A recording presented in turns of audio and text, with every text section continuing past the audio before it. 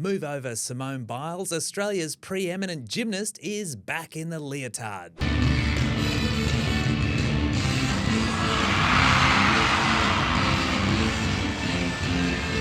After previously backflipping on work from home and cuts to the public service, Peter Dutton has now backflipped on electric vehicles. On Monday, he was asked if he would repeal Labor's popular tax break for EVs. And he said, "We don't have any proposals to change those settings." By Wednesday, the Liberal Party was singing a very different tune. They released a statement that said the coalition will unwind Labor's taxpayer-funded and badly designed electric car subsidies, saving upwards of $3 billion over the forward estimates and $23 billion over the medium term. Here's Liberal Party campaign spokesman James Patterson explaining today how Dutton got it so wrong. I think this has just been misunderstood, Pete. From the very beginning, we've been highly critical of this policy. But when Dutton fronted the media today, he acted like it didn't happen at all. There's no change to the policy. What we said was that no, there's no change to the policy, and no, we've been very clear. Compared to Dutton's previous gymnastics, this is really more of a twist than a backflip, but it's another embarrassing routine for the Liberal Party this election. What's the worst moment of this campaign so far?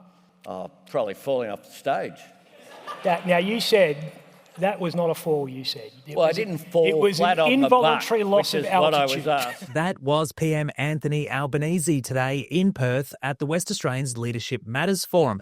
And it seemed as though he finally admitted that he did fall off that stage. Chief political reporter Dylan Capehorn, this admission seems to have really caught on like wildfire across the country. Well, we've got another chapter of Stagegate. In a campaign that has been incredibly dull, we have Stagegate. So the Prime Minister, as you've played, admitted that he did fall off the stage, but he didn't fall on his butt.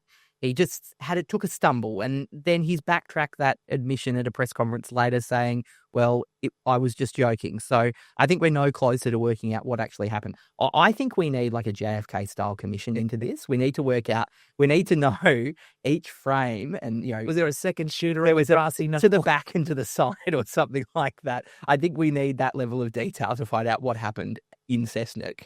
And let me just make it clear. There's no need to go in an election campaign where you've already won the votes. We have already won the social licence in those 7 communities. That was Nationals leader David Littleproud today at Press Club. Federal politics reporter Ellen Ransley, his comments on nuclear I thought were fascinating. Yeah, so he kind of proactively said this today, that the reason that Peter Dutton hasn't been to any of the 7 proposed nuclear sites this election campaign is because they have a social licence already. They don't need to. And this has come off the back of Peter Dutton was asked again today, we're 9 days left or 8 days left. I've lost count at this point. But, we're getting down to the pointy end of this campaign. Nuclear energy was such a big part of their policy pitch. Why hasn't he been to any of these 7 proposed sites?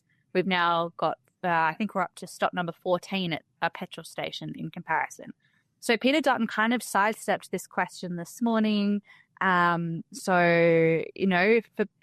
David Littleproud at the press club this afternoon came to his defence and said, there's no need to. We've already got, we already know that it's a good policy. We've already got support for it. We don't need to spend any time there. I think it's just interesting that this has come back to the forefront the day after the Prime Minister visited the site of Collie yesterday in a bit of a kind of cheeky rib at Peter Dutton for not having visited that site yet.